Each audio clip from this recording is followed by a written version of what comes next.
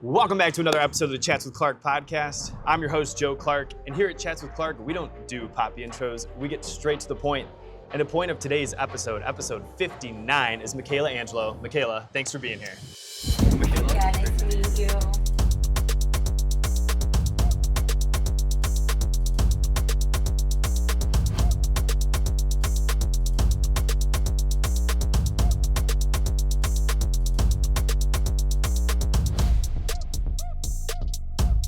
Thanks for having me. Michaella, brief intro, the marketing director for Forever Lawn Turf Company and the creative director and the magic behind Daydream Productions. Michaella, I have a question for you. Absolutely. What is the best thing that there is to know about you?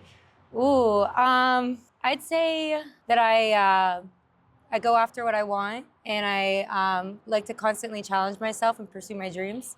And that's kind of the whole premise and behind Daydream is to overcome the things that you need to get to where you want to be, whether that be personally, in your work, in your career, in your relationships, and then in your job, and just as a person in general. Absolutely. What do you think inspired that zeal for life?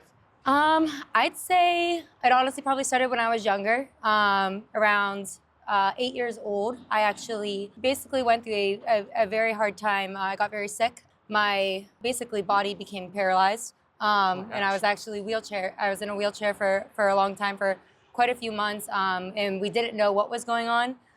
They speculated cancer, and I ended up at Pittsburgh Children's Hospital to get tested and kind of see what was going on. And it went from I would use the wall to walk to the bathroom, to then I started crawling, to then my dad would have to carry me, to then it hurting for anybody to touch my skin. So I would scream as he would pick me up to take me to go to the bathroom, feeding me, that sort of thing. I lost all function of my body super quickly. But they didn't know why. So essentially, long story short, I ended up getting diagnosed with reflex neurovascular dystrophy.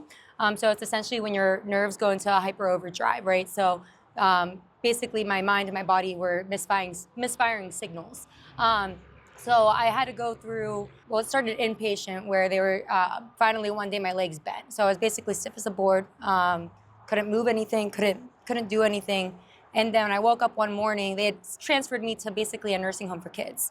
And the first night I was there, I woke up and my legs were bent. So I yelled for the doctors. They all came in, got me into the pool. Once I was able to walk again, they released me, but then I had to go through months and months of physical therapy in order to regain the functions of my body. So from using my fingers again, desensitization therapies, all of that.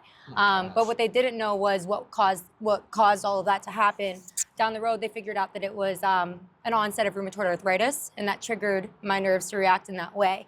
But I had to battle a long time to get my body back to working condition, and I loved playing sports. That was when I had first started playing basketball. So I think that kind of lit a fire in me from the time I was a little girl to really, fight for what you want and overcome those obstacles that might get in your way, no matter what.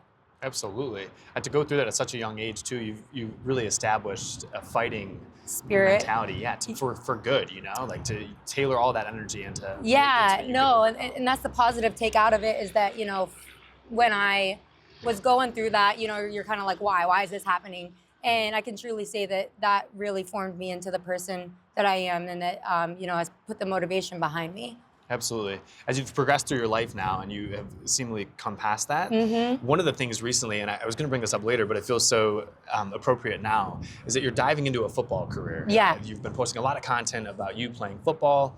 How did it transform from you were learning to walk in until now you're playing football at a very high level, it seems? Yeah, so basically, after I was sick all through. From the time I was 8 all the way through high school, I struggled with the rheumatoid arthritis side of things, and that kind of came into play in every sport I played. I played soccer, basketball. Basketball was my main sport, volleyball, track, ice skating. So my favorite thing to do was use my body. And I think, having that moment in time where I was not able to use my body, it gave me an appreciation of having those abilities. So I think, one thing that has always been a pain point for me, and something that I not a pain point, but something that I've always regretted in a way, was that I didn't take sports to the highest level that I thought I could. Okay. So that was always a big goal of mine. I actually always wanted to be an Olympian, and that was never foreseen due to the health ailments I dealt with. And then I also broke every bone in my body. So I broke this leg twice, this leg once, my hand, my nose, my elbow, literally everything. So I had a lot of injury setbacks and things of that nature. And then fast forward now, I'd become a trainer after I graduated high school. Kind of veered away from that after 8 years, went into the marketing event side of things. But once I got out of marketing or out of the nightlife hospitality industry, I'm sorry, I'm bouncing around a little bit. No. I then started refocusing on my health, and I wanted something to kind of keep me motivated, and I saw flag football keep popping up. And I was like, that's something I'd be really interested in. One, because my dad was a football coach, so I grew up around that. And one of my favorite memories as a kid was throwing a football in the street with him. So, I became really good at catching and throwing the ball. So, but there was never much room for football when I was young. So, when I saw that coming up, I was like, I'm gonna try to give that a go. Been loving it, been enjoying it so much that I am, on my journey to try and make it on Team USA in 2028. Isn't that incredible how that comes full circle? That's so awesome. Yeah, no, it's actually crazy. So the fact that that's even coming out of my mouth right now is like wild to me. But it's, I've always been going back to daydream. That's kind of the whole thing is making these goals for yourself and really going after it. If I make it, like, that's amazing. If I don't, I tried. You know what I mean? So that's where I'm at with everything is like, I want to give everything my 100% effort. So that's amazing. Yeah. It's such a lofty goal to have to be an Olympian, right? I mean, it's the top of the top. Yeah. And what an honor to be with such an elite group of people who have put in the effort. As someone who's done it, all the effort that other people have put in to be at that point too. Yep, exactly. And I also love that it draws back on that family part of it, that your dad was a football coach and just the unison of that. That's really beautiful. Thank you. It's cool, and that's who I'm most excited to come watch me play. 100%. So yeah. He was always my coach too. So he was my basketball coach up until high school. So yeah. That is a field that's grown so much too, right? Of course, women's sports has expanded, I think, majorly tremendously throughout the last 20 years. Absolutely. So it's great to lead to an opportunity. Yeah, like I'm dipping my foot back into it, and that was something that was always a part of me that I think not having that anymore. I needed this competitive side of me to come back. Michaella, we're sitting at the Pro Football Hall of Fame. We're right on this beautiful turf field. You have this connection to this place and to this turf. Fill us in on that. Currently, I'm the marketing director of Forever Lawn Penn, Ohio. It's an artificial turf company, and our company Forever Lawn placed this very field that we're sitting on today. So it's kind of cool that my work and then my passion are also kind of overlapping at this moment. Absolutely. Yeah, so that's one of our favorite and best projects is the Pro Football Hall of Fame. We also did the Browns training facility in Berea, Nemacolin rooftop, really, really cool, amazing projects. And now I get to kind of blend my love for marketing and events and partnership with a company that also aligns with the things I love, which is sports, kids, all of it. So it's really cool. Much to that excellence level too. They're all state-of-the-art facilities. I mean, this field is gorgeous. Of course, the Browns, all of those that you've mentioned are state-of-the-art. Yeah. It makes sense that you feel right at home in a place that's delivering at such a high level. Yeah, no, it's very fulfilling to me. It's I get to do marketing in a place that I love, and not only might have a chance to actually play on this field, which is so cool to see, all come together. How do you motivate yourself when it comes to a project that is maybe not as grandiose or as exciting as this? Because I feel like at its root, it's turf. Yeah. I don't know how many people wake up and are just that animated about turf. Yeah, right. Like I always tell everybody, I sell grass. Yeah, exactly. No, but it's kind of, and fake grass, and it's just being able to make people happy and serve people, right? So and that comes to everything I guess I've ever done. Even when it comes to my training career. And comparing it to selling turf, somebody's looking for a solution or to better their space or better their lifestyle or that sort of a thing. And, kind of being able to bring that vision to life for somebody to make them happy or solve a problem for them is fulfilling to me. And I think, even though it's just grass, it's it's something that people get to enjoy. And I think, there's so much that comes down to it where people are installing it for, they want to get time back with their kids, or they don't have time, they don't want to waste hours and hours a week on lawn care and that sort of a thing, and they get to now enjoy a yard with their kids and their family or their dog. There's so many different markets that we serve. We have playgrounds, so you get to work with kids. You have canine grass, where you get to work with dogs. You have landscape, where you get to work with families. And then you have golf greens, so you get to get into that golf industry, athletic side of things. And then, of course, sports grass, which is my probably favorite market, just because I have such a love for sports and athletics. That's amazing. Yeah, you do. You get to tap on a lot of things. Now, Michaella, in a video that had circled around years ago, you were working for Mercedes delivering cars. Yeah. And in that video, you mentioned your love for seeing the people's reactions. So this has been something that has been near to you for years. Yep. Why do you think it is that you cherish those moments of seeing, hey, this is where the ramifications of whatever this is, right? It's just a car, it's just grass, but all these things for you are rooted in the happiness that it brings other people. Yeah, I think helping others really brings a lot of life back into me. So being able to, make somebody's day, or bring, just positively impact somebody, and whether that be in just my talk with them, even as a trainer, I always said I should have went to school for psychology, because half of that was like counseling, and you know what I mean? So it's these relationships that you build. Yeah. And, I think taking care of people is something that I've always loved to do, and helping is just like one of the things that I get a lot of satisfaction out of. Your Instagram notes that God is greater, right? Just the greater sign. So God is greater than, and you leave it open, which I love. What role does that play in this tying in of people being valued, and of course the faith part of it? Yeah, absolutely. So, I grew up in a super strict household, very religious household. I went to a private Christian school. My dad was a deacon at the church. My mom was a secretary for the pastors. Our church owned the school we went to. So I grew up very, very religious, right? Which I love that I was raised the way that I was, because it has helped turn me into morally, the person I am today. Not to say that I never have my downfalls at all. I've made plenty of mistakes along the way. But one thing that I can say is that through every obstacle and every journey that I've been through, God has always been the one to either pick me up, and the biggest thing for me is seeking His guidance at this point in my life. I want to go into the doors, that He opens for me. I have struggled along the line of, taking control and wanting to make my decisions, and not looking to God for guidance. And that's one thing that I've really worked on, recently, is changing that. And it's crazy the things that He's done for me. And, I think that the way God cares about me, I want to care about other people in that same way. And I try to do that in my day-to-day, in my work, in my family, and my friends. And so that's really where that, passion stems from. Yeah, I'm not sure how people go through times like you mentioned without having that faith. Yeah. Right? There's so much pain in that. And Yep. so to not have the source of what would be all goodness, I'm not sure how people do that. Right. No, and that's something I've always said. Like, I would never be able to be where I am. I might not even be here without God. We've talked a lot about my career side of things, but what you mix in life on top of that whole crazy journey, and it can get really, really tough. And I think having Him as my ultimate strength is what has really brought me through the things that I've been through, and continue to continue to hold my hand along the way. So It's tremendous. Now, Michaella, tying back into some of that professional career a little bit, in a world full of creatives with advancing technology that can do really a plethora of the work for you, how have you made yourself stand out to Forever Lawn, and then also now to develop your own company with DAYDRM?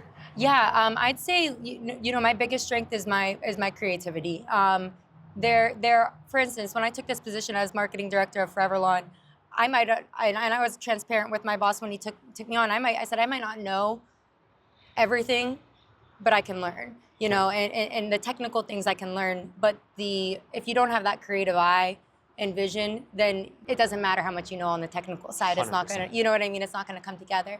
So I think really, thinking outside the box has served me really well, and that's something that is a God-given ability for me that I'm so grateful for, and I love to use that in every aspect of my life. So it is a muscle. Yeah. The more you use it, the more creative you'll be. Yep, absolutely. I think you bring up a really interesting point too, that when people reference technology, and of course the advancing of AI right now, what people forget to mention is that often in the conversation is that all the technology doesn't do anything unless prompted. Right. So right. without the creative mind behind it, it's just a tool. Mm-hmm. And so as much as a drill would just sit there, Right, unless it were right. used, it would just sit there. Exactly. Same thing with the AI or any other technology. And it needs that human creativity, that human eye that's so particular. I mean, even setting all this up, right? Like no technology, they can recommend things, but until we're here and tweaking it and adjusting it so that it looks the way it does and that we sound the way that we do. It doesn't, exactly. It serves for maybe an initial framework, right? You know, putting out a script, you know, those sort of different things, but until you personalize it and you make it come to life, like you said, it's sitting on a shelf, you know? So yeah, I think, you know, AI serves its purpose and it helps me tremendously. Like when it, you know, comes to different things with marketing, it helps me to do my job faster. But it, you know, at the end of the day, and until you bring that to life, it's just an idea. Yeah. When you went into that interview with Forever Lawn or any situation where you're working on a project, what do you pitch as the part that sets you apart? In addition to the fact that, yeah, you're teachable, right? I mean, and I don't mean this in any knock of a way, but I imagine that you're not the only person coming in there saying like, I'm teachable. Right, so right. What is it about you, Michaella, and how did you know back when you got into this, like, hey, I want to be a creative. I love this marketing field. Yeah, I think, you know, one my work ethic, you know, I'm a problem solver. So I like to see everything come together. Kind of like, you know, when it comes to training and the turf projects themselves, seeing that final product is what makes me extremely happy. Yeah. So I think, you know, part of it is that, and I think another part to it is that is thinking outside the box. A lot of times when I, you know, would do consults, because I've done like different business consulting and things like that, is I'll see, you know, what are we trying to produce? What messaging are we trying to get across? And then I'll think of out of the box ideas that we can do that have never been done before. So that's kind of, you know, how my mind operates and works is to try and test different things out until we get it right. Yeah. Is that mindset's part of what allowed you to create Daydream?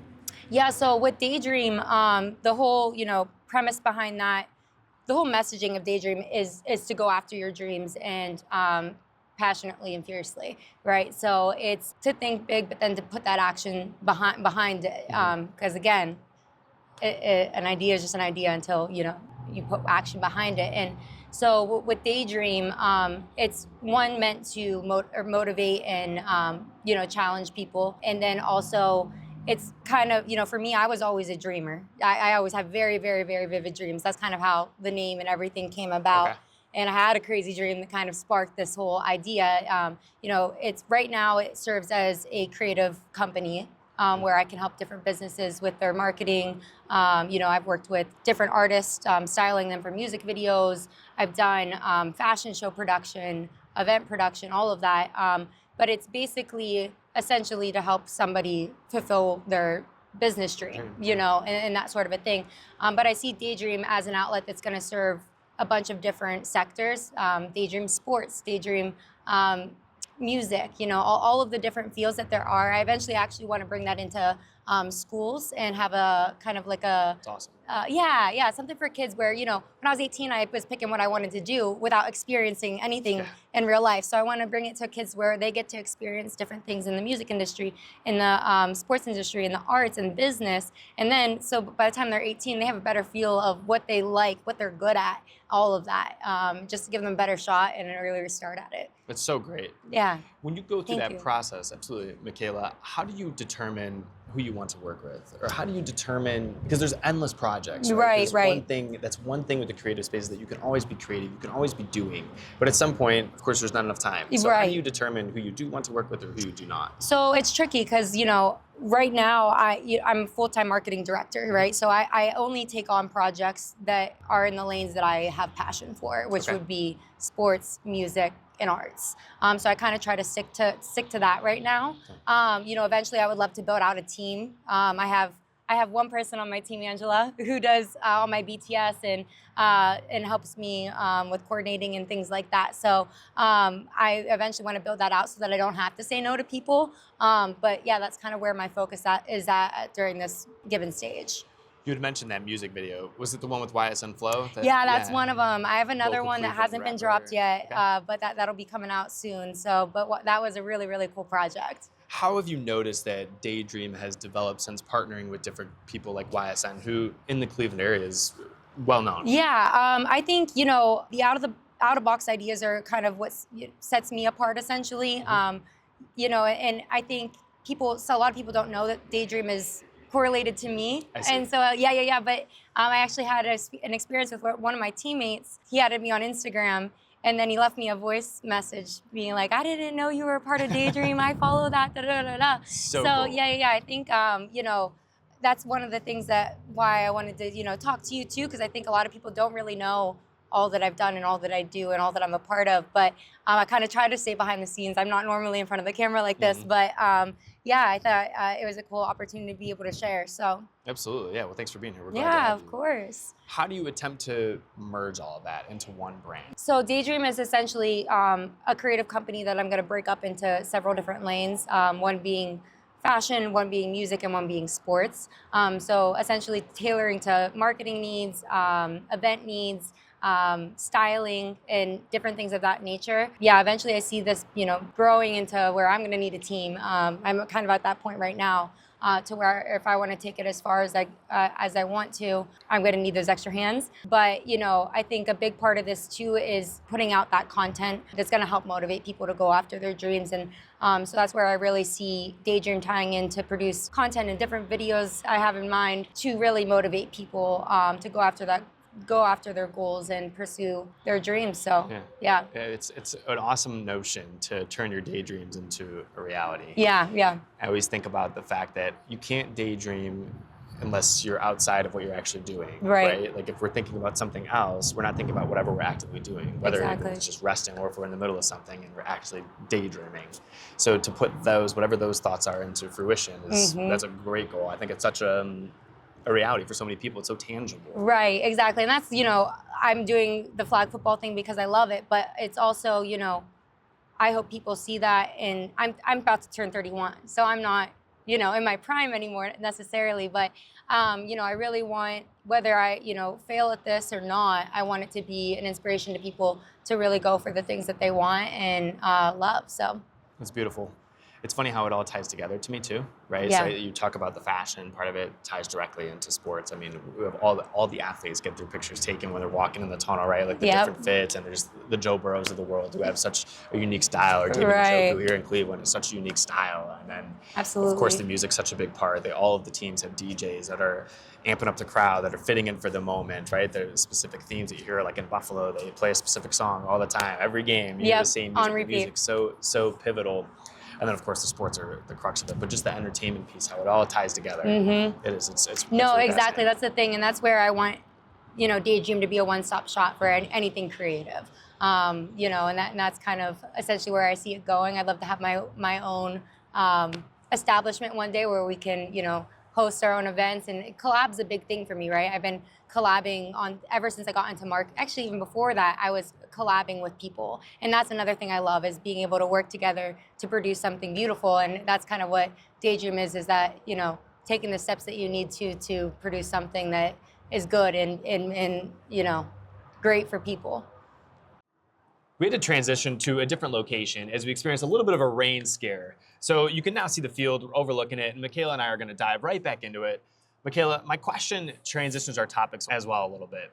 Who are some of the biggest influences or inspirations that you have in your life, whether it's people that you know, like your parents, or whether it's someone that you don't know, creatives that you know of but don't know personally? I'd say my parents are a big one. Both my mom and my dad have been amazing parents to me. My dad, he's one of the best people. Both of them, they're both one of the best people I've ever met in my entire life. They're just good people, have good hearts, and genuinely care about people. And I think they're a big reason, for me to being who I am, and instilling those same traits in me. And then, my mom has always been a big dreamer. So I think, me and her really relate on the creative front.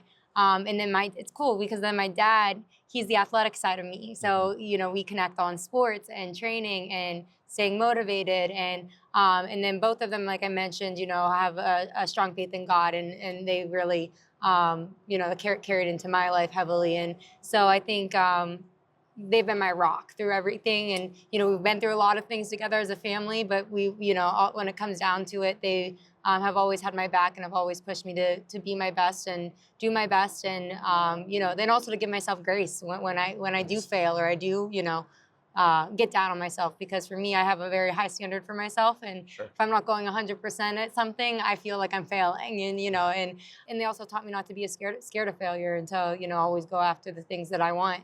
And then I'm trying to think, as for other creatives, I mean, I think, I guess I don't have one particular in mind, but I take bits and pieces from everybody that I meet. Even when it comes to local Cleveland creators and collabing with them and bouncing ideas off of them, I think, there's so much power in collaboration. And I really try to lean into that as much as I can. I think that it's so important to have people that we look towards and at, and whatever word you want to use there, because we emulate certain traits and certain habits of those people, right? So the people that we know closely, so much of that is rubbed off on us, right. And we can determine, it's like, hey, I really love this about so-and-so, right? Like, I love that my mom's a dreamer. I love that my dad sees the best in each of his players because he was a coach, right? Like, he can bring out those talents and make it work. Yeah.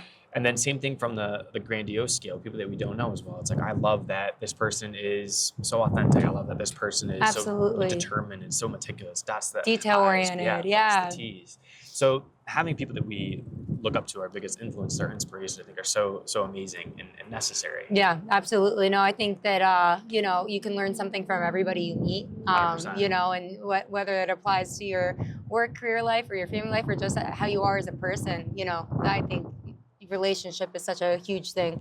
Yeah, so, developing who we are is the top of the mountain. Yeah. Because that's what we take with us into right. our personal relationships, our career, and so right, on. Right. So that home base ourselves and people that we influence the most intimately that's number one. Right. No, exactly. I think a lot of it comes down to identity. It's funny we're talking about it because I went to church last Sunday, and the topic of discussion was identity, and how you form your identity through things you set for yourself and your inner desires and passions, and then you also have the expectations that are placed on you from friends, family, and the people around you. And if you're constantly, both of those two things, you have to achieve, right? You have to do things to achieve it. And, one thing, that the pastor spoke on was that how important it is to maintain your identity through God, because no matter what you do, he's always going to care. Your struggles become less of a weight, right? When your identity isn't solely rooted in your success. Although that's something that deeply is rooted within me. I do have to give myself grace sometimes and leave room for error and learning. And that's what it all comes back to, is learning and keep going. Keep going. Yep. It all builds. Yep. One of my favorite quotes that I bring up in these episodes, that you can't connect the dots looking forward. No, right. Backwards. As you do connect those dots, Michaella, who has been the favorite person or group with which you've gotten to collaborate up to this point? Ooh, I would like to say, that's a great question. I've had some really cool collaborations. The YSM Flow music video styling was really cool, just because I love fashion so much, and I got to really tap into that.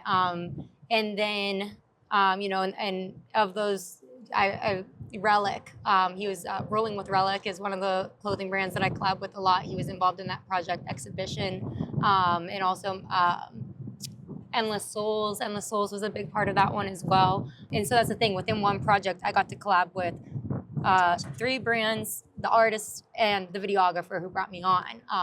And I think that was really cool. I'd also say the first fashion show I ever did was one of my biggest and favorite moments of in my career.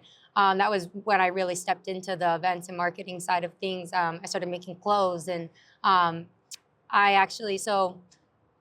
was working at Mercedes at the time. I was super unhappy there. I also, I went from managing gyms and being a trainer to sitting in an office all day long, and I wasn't happy. It's something, but it was something I wanted to try. It was at a point. It was after COVID. At this point, I had a business out in Westlake. It was actually a facial aesthetic studio. So we did teeth whitening, lip injections, spray tanning, skincare, you name it. I was like a one-stop shop. That's why I moved to Cleveland. I was managing Tremont Athletic Club, and then I was, during COVID is when I started making clothes, and I needed to make extra money because I wasn't getting my training money anymore. Okay. So I was trying to and get creative. And well, that kind of blew up. And so once gyms reopened, then I was back to managing the gym, being their head trainer, making my clothes, running my business out in Westlake. So I got to a point in my life where I was kind of like, okay, I am all over the place, right? And I love doing a lot of things, but it was at that point in my life too much. And I was like, I just want to focus on one thing for the most part. So I quit training, quit the gym, and I quit making clothes. And I took the job at Mercedes, kept my business open. I was there for, I think, 8 months in total. Another life circumstance happened when my best friend passed away in a car accident. And so that had a major impact. No, it's okay. He was one of the most amazing people ever. We went through everything together from the time I was 15 till he passed. But that was like an eye-opening moment where I was like, if I died today, I'd be so mad that I wasn't doing something I loved. You know what I mean? So that's when I quit without a plan. Long story short, I read an article from Mark Cuban that said, if you're an entrepreneur, bartend on the weekends and then focus on your stuff during the week. So I walked into a venue in Cleveland, and Jason, I'm going to give a shout out to Jason. I walked into his office and I said, hey, can I bartend here? And he goes, do you have any experience? And I was like, no. And he was like, when do you want to start? And I was like, tomorrow. And he was like, all right, I'll see you at 7. He taught me how to bartend, all that. Well, then I started getting back into making clothes again. And so I was posting that, and he saw it, and he came up to me the one day and he goes, hey, All-Star Weekend's coming up. Would you want to have a pop-up shop here? And I was like, yeah, absolutely. But what do you think about doing a fashion show? And he goes, not my wheelhouse, but you have my full support. So he let me run with it. So I found 3 other Cleveland brands and asked them to open up the show. And, I did everything from, I made 20 pieces. This all happened within 3 months too. So I made 20 pieces, 20, 30 pieces, other side shirts to sell, casted the models, did the music, did the whole thing. And it was one of the most stressful, amazing times in my life, because I was like loving what I was doing, but it was like such a time crunch. But that show ended up doing really well. It had over 500 people show up, and then I think the bar did over 70,000 in sales that night. Gosh, yeah. So it was cool, and that's what launched me into marketing and events. Sure. Yeah. So that was kind of my staple story. It's incredible. Yeah. So it's crazy to look back on. That's for sure. Michaella, throughout all of your stories, fashion's been a staple. Mm-hmm. How is it that you have defined your fashion? So it actually goes back to when I was little. So when I was little, I have pictures, I need to find them, but I'd have backwards hat on, 2 different socks, short, like all these layers, and I would come out and I would do these fashion shows. And then I would, as I got older, brought my friends into doing them. And then, I always was trying to find ways, and then just performing in general. I was a little performer. Came up with dances and things like that we performed to high school as 5th graders. So I've always been like a little, I love just entertaining, So, but I loved clothes. Like when I would get a birthday gift and it was a toy, I didn't care if it was clothes. And this was at 4. That's and awesome. so, I always thought I was going to be, I ended up doing fashion design and to a certain extent, but I used to always sketch. And, I thought about going to fashion school. It didn't end up working out that way because I told you I developed a passion for, helping people get better. So that's where the training all came into place.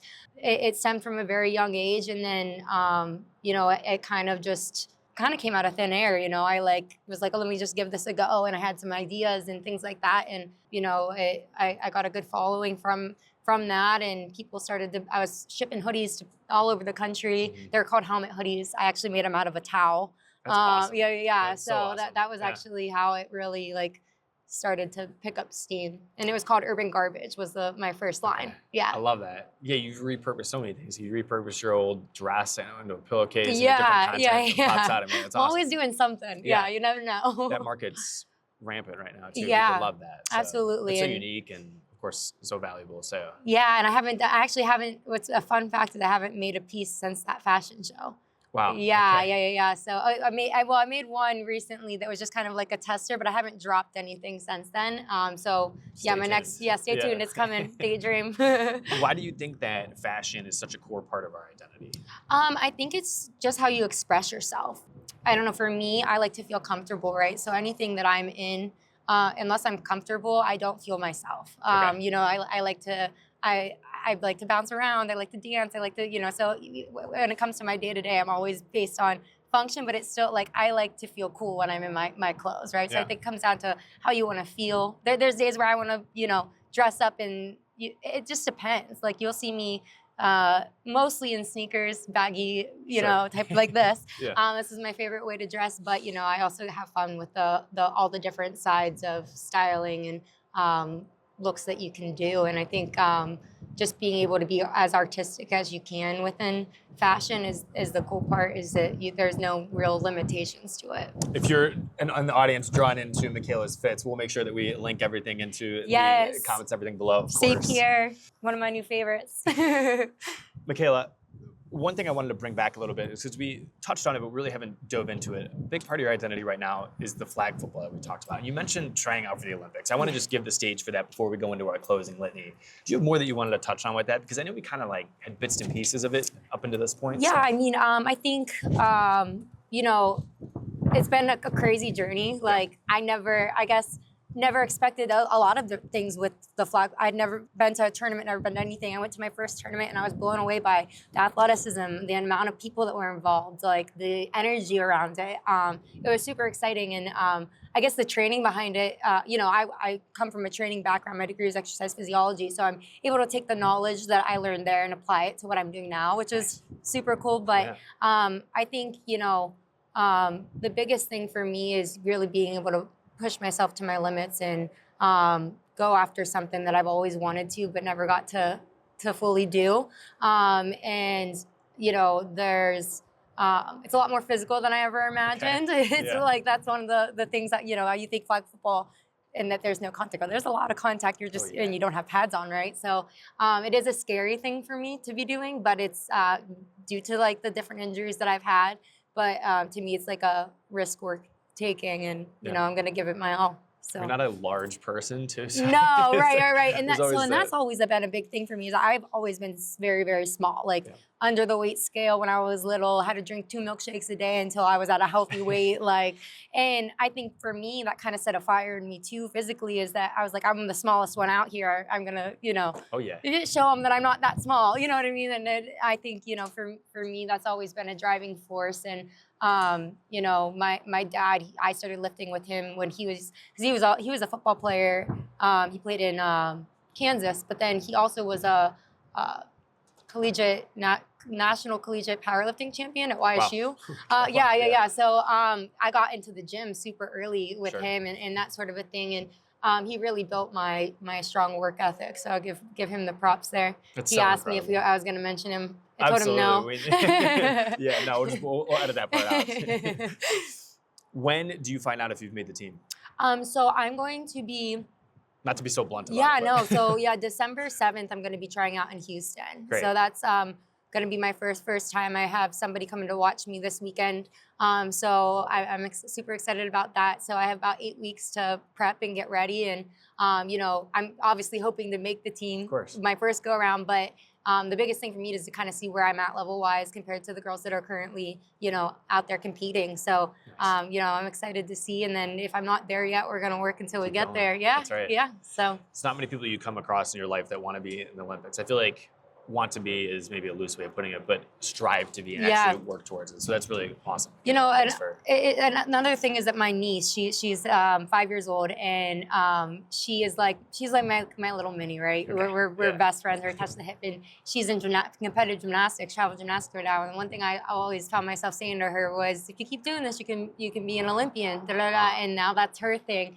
And so I think another really big driving force behind it is I want to show her that she could do, I say this to her, but I want to do it so that she has something to look up to. She used to be on a podcast in her life talking about you being one of her Oh my goodness, you should see her though. She is literally steals her mom's phone, puts the camera up and says, "Hey guys, we're on TikTok." Yeah, she is so into it already. It's so funny. But yeah, she's special, and that's the thing, and that's what Daydream is about, is being able to inspire and really reach the things that we want to in the short time that we have.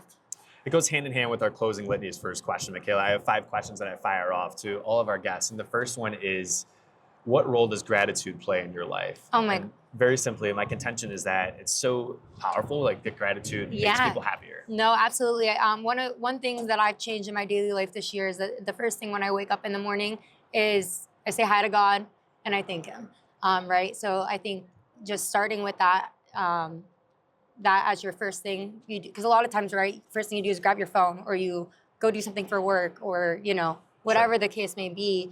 I've kind of made it a priority to stop and express my gratefulness. And, I think when you're grateful for what you have, you're blessed tenfold. And things, not to be thankful just to get more, but I think, that's just having that positive mindset and that energy, it attracts good things. So, amen. Yeah. On the counter, do you have any regrets in your life? And if so, what have they taught you? Yeah, definitely. I mean, it's hard, it's cliche to say I have no regrets or, there are things that I would have changed, I wish I would have changed and maybe lost me some time or, did damage in, in areas personally to me.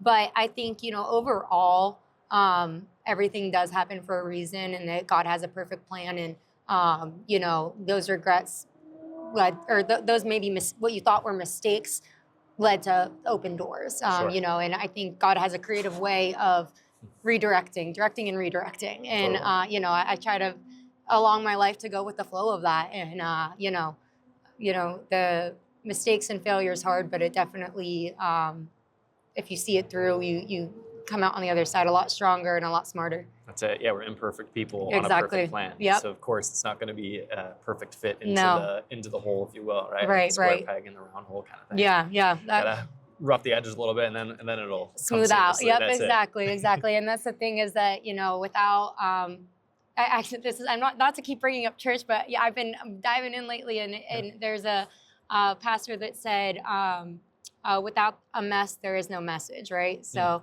I thought that was super powerful because there is so much beauty in the mess. Like this journey of mine, we've touched on a little bit of things, but has not been easy. I've had to pick myself up several times and keep going and keep going and keep going.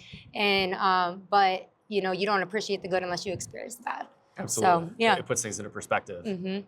With that, I think that on our calendars, it's so important to have something that we're looking forward to, a good thing that we're looking forward to.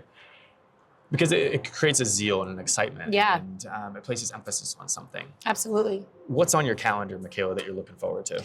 Ooh, I'd say the biggest one is my tryout. I'd say, I'm going into my second year with Foreverlon as their marketing director. So just like planning for next year, seeing how we can grow. We did really well this year, so I'm just excited to build upon that. Yeah. And I think, just the overall, really diving into Daydream and putting a lot of thought and work into that, dropping a clothing line this year and really tying everything together from the flag football to Daydream and everything that, the ideas that I have, like we talked about, putting the action behind it for them to come to fruition. So I think I don't have exact dates for those things in mind, but I definitely this year, those are my top priorities is, catering and watering those areas of my life. So great, yeah. So great.